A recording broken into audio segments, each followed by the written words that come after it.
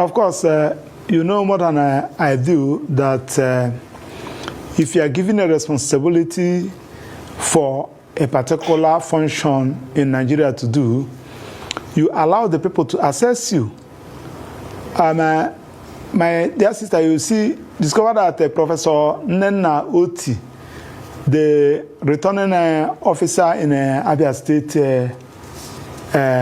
in Abia State during the 2023 general election, that woman is still being celebrated till tomorrow. Going by the immediate past INEC chairman, I think wherever he is now, if he's watching me, his conscience will be telling him that what he did to this country is only God that will forgive him. You are talking about legacy. I don't know where to start. This is the man that collected all the money he sent for approval from 2019 general election to 2023 general election were all approved for him. He collected all those money and ended up in giving us election that is marred with fraud and irregularity. 2023 election is the worst of its kind. You came out, you come up with a policy, and you conducted election, especially that of a presidential election. The same ballot box, the same polling booths, you transmitted the result of that of Federal House of Rep and that of Senate electronically. Reaching that of the president, you said that there was a hitch. And people challenged, you still went ahead to declare the result and ask the Nigerians to go to court, knowing what will be the outcome of that incident in court.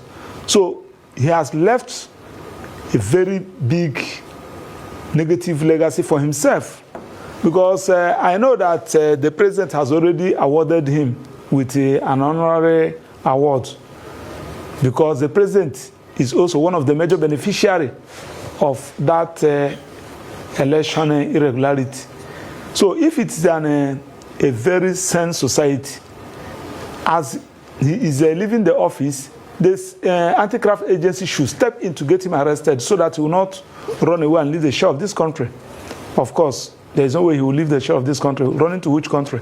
So he has left a very bad legacy for INEC, and it required a very big electoral reform and somebody with conscience that will come to right the wrong, because the younger ones who are coming have seen Nigerian election as cash and carry. If you can manipulate it, you are there.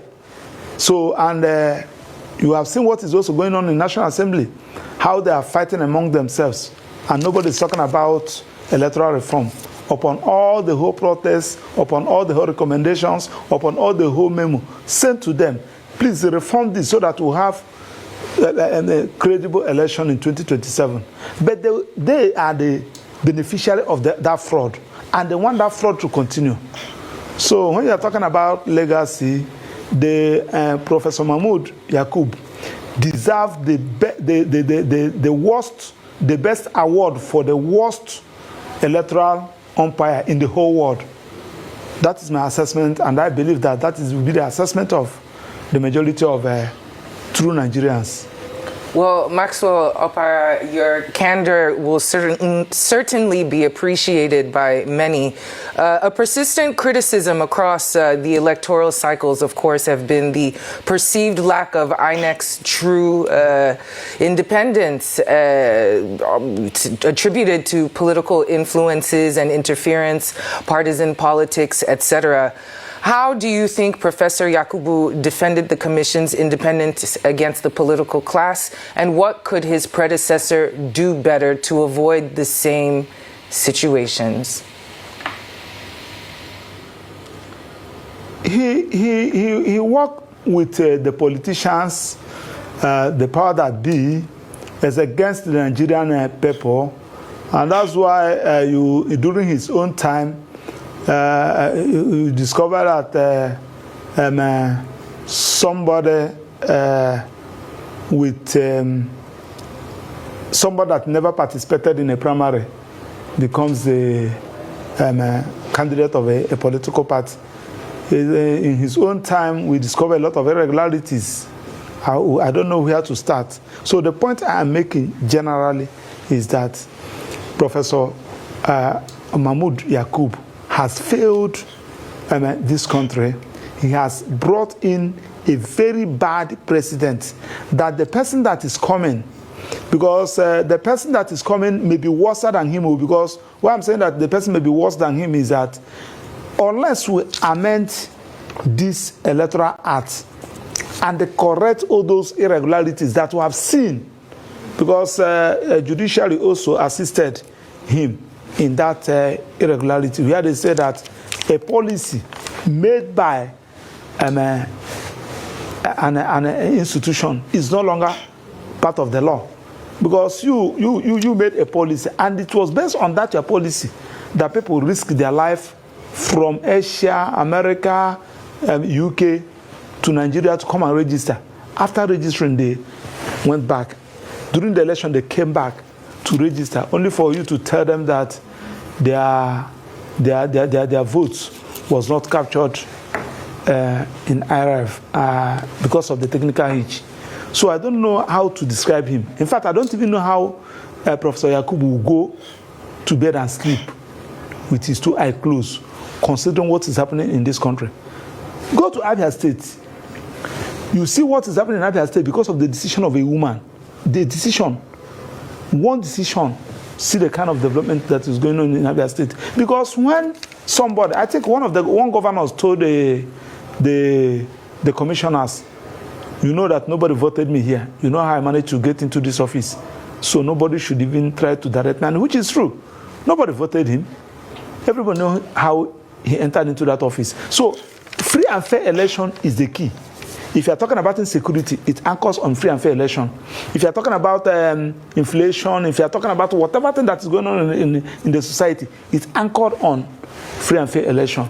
So when you now allow an expired criminal to enter into National Assembly, or you give him the helm of affairs of a state, where he will be controlling allocations coming to the state and various local governments, what do you expect to? You cannot give what you don't have. So the point I'm making is that he has destroyed, he contributed and destroyed the economy of this country. That is the naked truth. He contributed in giving a very bad image to this country. So, and I believe, I don't know how the president is going to appoint somebody that will not do his bidding. That's why we are also calling that the appointment of the INEC chairman should be removed from the office of the president. So are you saying that the president, Ahmed Bola Tinubu, you know, will go and appoint somebody that will not work with him in 2027? We need to wake up from our dream.